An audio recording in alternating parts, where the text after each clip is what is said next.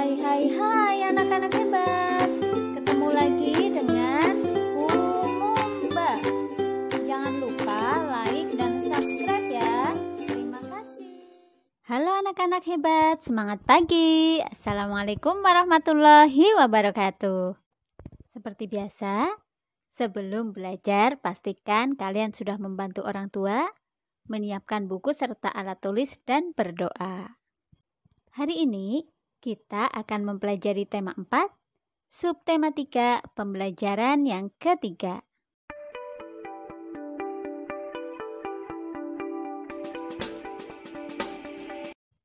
Terima kasih Bu Guru ucapkan kepada kalian yang sudah mendukung channel ini dengan cara like, memberikan komentar dengan kata-kata yang baik dan sopan, subscribe dan menyalakan tombol lonceng agar kalian tidak ketinggalan video berikutnya. Anak-anak hebat, masih ingatkah kalian dengan panel surya yang sudah kita pelajari pada pembelajaran 1? Anak-anak, mengembangkan penggunaan energi alternatif adalah salah satu wujud nyata sikap cinta tanah air. Cermati teks eksplanasi berikut ini. Merupakan teks eksplanasi rumpang atau tidak lengkap. Nah, nanti kalian diberi tugas untuk melengkapi teks eksplanasi ini. Teknologi hijau di era globalisasi.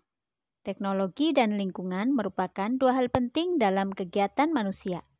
Pada era globalisasi ini, kedua hal tersebut menjadi perhatian dan pembicaraan masyarakat dunia karena saling terkait dan menentukan keberlangsungan hidup manusia.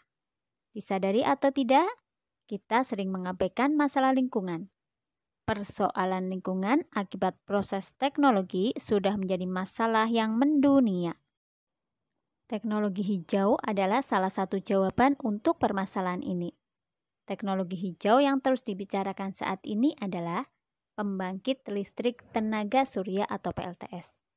Nah, setelah ini kalian lanjutkan untuk paragraf 2-nya. Kemudian paragraf 3, fakta membuktikan bahwa permasalahan lingkungan semakin lama semakin memburuk. Oleh sebab itu, harus dicari cara untuk mengatasinya, salah satunya dengan mengembangkan teknologi yang ramah lingkungan. Anak-anak, lengkapi teks eksplanasi tersebut sehingga menjadi satu teks yang utuh. Ingat kembali ya, ciri-ciri teks eksplanasi paragraf 1 itu pernyataan umum dari topik masalah yang akan disajikan.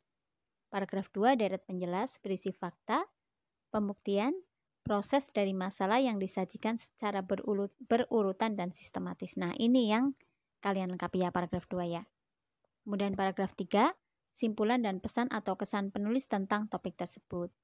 Kalian dapat menggunakan informasi dari teks eksplanasi pada pembelajaran 1 sebagai sumber informasi. Jangan lupa untuk memperhatikan penggunaan kosakata baku dan kalimat efektif pada tulisan kalian.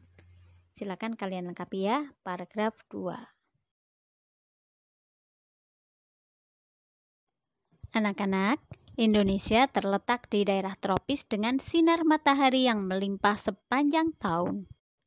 Berikutnya, kita akan mencoba untuk mempraktekkan membuat kompor tenaga surya. Tetapi sebelumnya, kalian tanyakan dulu kepada Bapak atau Ibu Guru, apakah hal ini perlu dipraktekkan atau tidak. Karena idealnya ini dipraktekkan dalam sebuah kelompok besar. Sementara sekarang ini kalian harus belajar sendiri-sendiri di rumah. Kompor sederhana tenaga surya. Bahan-bahannya adalah 2 kotak berbahan kayu atau triplex ya. Yang satu ukurannya lebih besar. Yang satu lebih kecil, kira-kira 1 inci di setiap sisinya. Kemudian koran atau sobekan-sobekan kertas konstruksi berwarna hitam, 4 lembar kardus atau karton ya, kemudian pisau cutter tebal, pembungkus makanan berbahan aluminium atau plat logam. Aluminium foil bisa pula digunakan, tetapi akan cepat kotor dan harus sering-sering diganti. Kemudian plester atau perekat karet, 8 buah tangkai penyangga, lem tahan panas yang kuat daya rekatnya. Langkah kerjanya, perhatikan baik-baik. Yang pertama, kotak kecil diletakkan ke dalam kotak besar atau ditumpuk ya. Kemudian pinggir-pinggirnya kan ada celah. Nah, itu diberi sobekan kertas atau koran. Fungsinya yaitu sebagai penyekat atau penahan panas.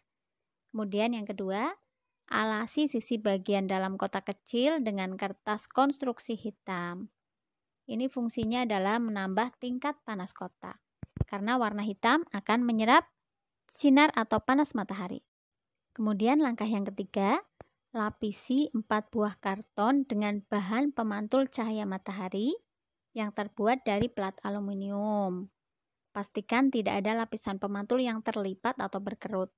Beri plester atau perekat karet pada pinggir setiap plat tersebut agar merekat dengan kuat pada karton agar tidak bergeser. Nah, plat logam ini bisa kalian ganti dengan aluminium foil.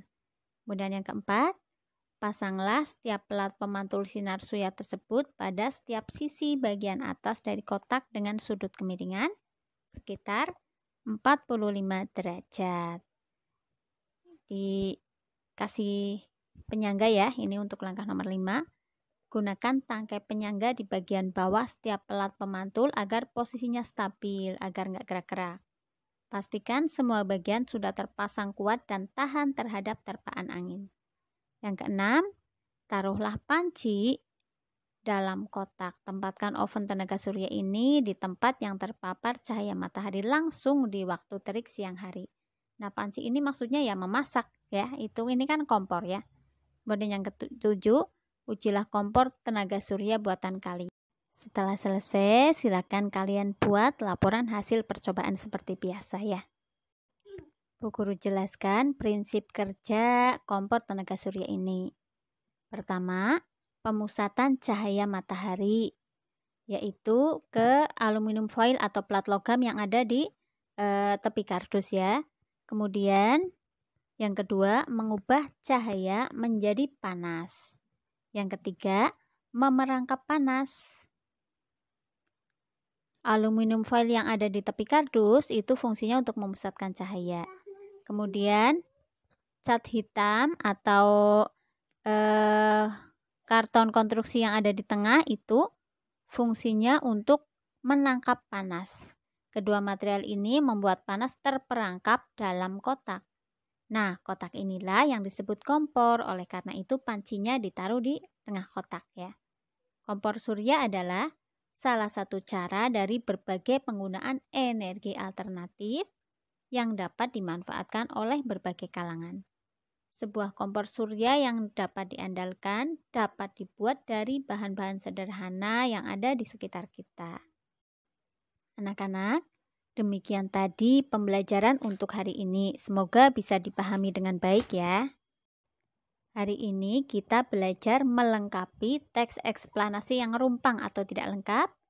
Kemudian dilanjutkan dengan membuat kompor tenaga surya. Semoga menjadi ilmu yang bermanfaat. Wassalamualaikum warahmatullahi wabarakatuh.